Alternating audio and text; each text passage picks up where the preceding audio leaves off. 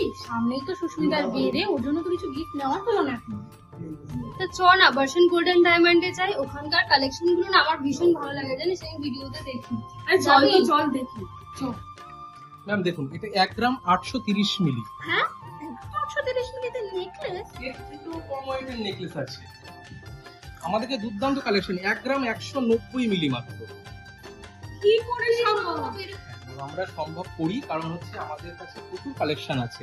এটা মাত্র 1 গ্রাম 190 মিলি আপনাদের বাজেটের মধ্যে চলে আসবে।